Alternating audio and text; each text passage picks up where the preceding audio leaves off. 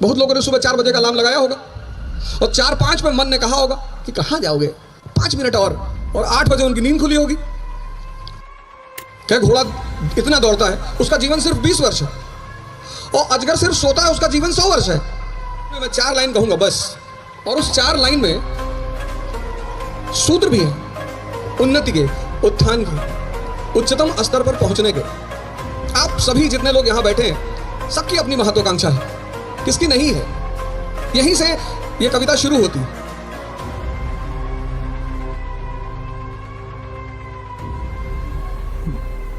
जय हिंद फ्रेंड्स।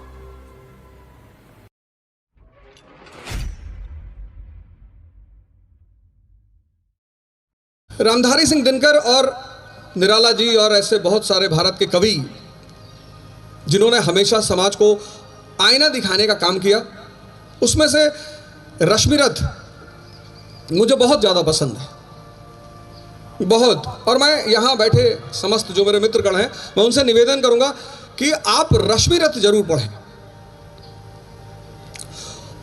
आदरणीय मुख्यमंत्री जी के सम्मान में मैं 4 लाइन कहूँगा बस, और उस 4 लाइन में सूत्र भी हैं उन्नति के, उत्थान के, उच्चतम स्तर पर पहुंचने के। आप सभी जितने लोग यहां बैठे हैं, सबकी अपनी महत्वाकांक्षा है, किसकी नहीं है। यहीं से यह कविता शुरू होती है। वसुधा का नेता कौन हुआ, भूखंड विजेता कौन हुआ, अतुलित यश क्रेता कौन हुआ, नवधर्म प्रणेता कौन हुआ।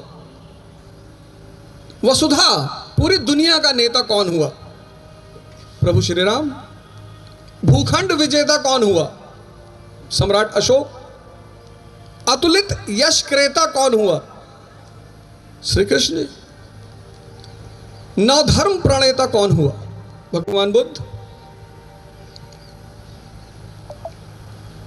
कौन हुआ मतलब वो कवि कह रहा है कि कौन लोग ये सब हुए,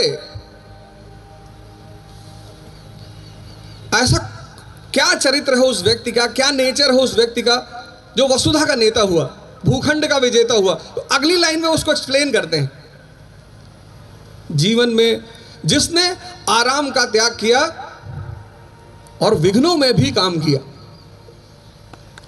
महत्वाकांक्षा के साथ जो चीज चलती है,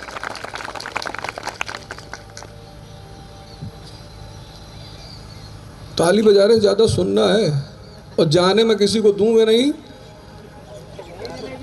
महत्वाकांक्षा के साथ जो चीज चलती है उसका नाम है विघ्न, संघर्ष, चुनौतियां, चैलेंज। विघ्नों में जिसने काम किया, क्या काम है विघ्न का, इसको अगली लाइन में समझा है कि ये जो चुनौती है, ये जो चैलेंज है, ये जो संघर्ष है, इसका रोल क्या है जीवन में। क्लास 12th के बाद जब मैं इलाहाबाद आया तो मैंने अपने पिताजी से कहा कि पिताजी इलाहाबाद भेज रहे हो। तब इलाहाबाद था इसलिए इलाहाबाद बोल रहा हूं, अभी जब आज की बात करूंगा तो प्रयागराज बोलूंगा। तो उन्होंने मुझसे एक बड़ी अच्छी बात कही और उन्होंने ही मुझे प्रेरणा दी रश्मिरथ पढ़ने की। जब हम पहली बार यहां आए तो शुरुआत में तो शौक था कि टिफिन मंगाएंगे।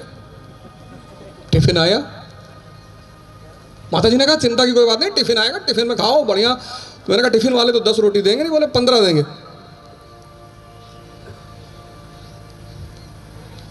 टिफिन आई पहले दिन, दाल में जब मैं दाल खोजने लगा तो दाल थी ही नहीं। 10 दिन टिफिन का खाना खाया, पीलिया का सौगात मिला, पीलिया हो गया, घर भागे। तो पिताजी ने कहा ऐसे थोड़ी, अब गए हो तो खुद से खाना बनाओ। विघ्नों में जिसने काम किया, विघ्न का काम क्या है, संघर्ष का काम क्या है। जीवन में विघ्न जब आता है, क्या आंसर है उसका, जीवन में विघ्न जब आता है सोते से हमें जगाता है। जगाने का काम है संघर्ष का, जगाने का काम है विघ्न का। आरंभिक जीवन के 15 वर्ष आप परिवार में रहे, घर में रहे, माँ बाप के साए में रहे, खूब मस्ती किया और माता जी ने लौकी की सब्जी बना के दी और आपने उठा के फेंक दिया कि रोज रोज लौकी खाएंगे, दिमाग खराब है। जीवन में विघ्न जब आता है सोते से हमें जगाता है। कैसे कैसे जगाता है? अगली लाइन है, मन को मरोड़ता है पल पल, तन को झकझोरता है पल पल। तो महत्वाकांक्षा की जो पहली सीढ़ी है वह है विघ्न, संघर्ष। इससे आप भाग ही नहीं सकते। जब भी मैंने क्लास लिया, जहां भी क्लास लिया पूरे भारत में, यहां तक कि मैं भारत से बाहर जब मैंने क्लास लिया तो मैंने ध्यान और योग से ही शुरुआत की। जो पहला पोस्ट आज के प्रोग्राम पे मैंने डाला, मैंने यही लिखा कि सृजन की सबसे बड़ी आवश्यकता है शक्ति।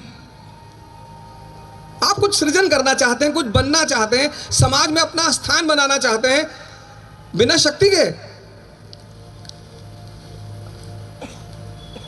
आप कहते हैं सर हम तो गुटखा खा के बना लेंगे।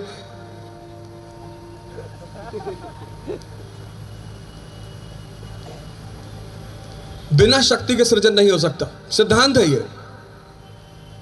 शक्ति आएगी कहां से? कौन सी शक्ति? पूजनीय महाराज जी ने आपको पहला महायोग कराया, अद्भुत योग, अद्भुत मंडूकासन कराया आपको।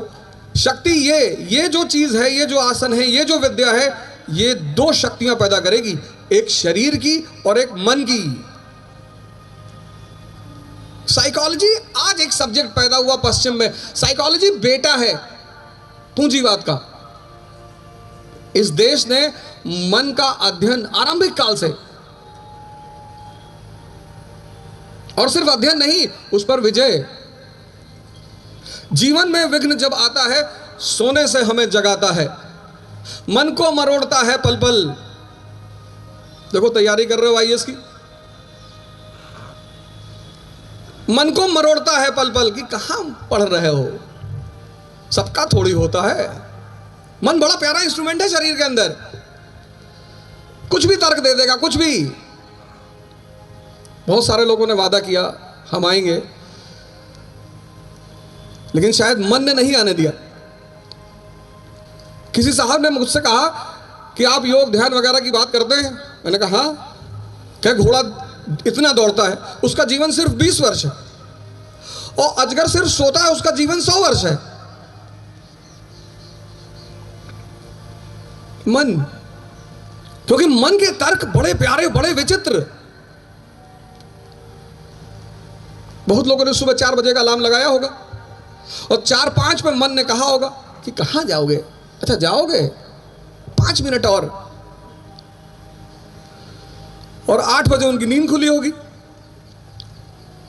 पश्चाताप करेंगे, अभी मैसेज भेजेंगे, सर माफी चाहते हैं, सर गलती हो गई, सर पैर में बहुत दर्द हो रहा था सर।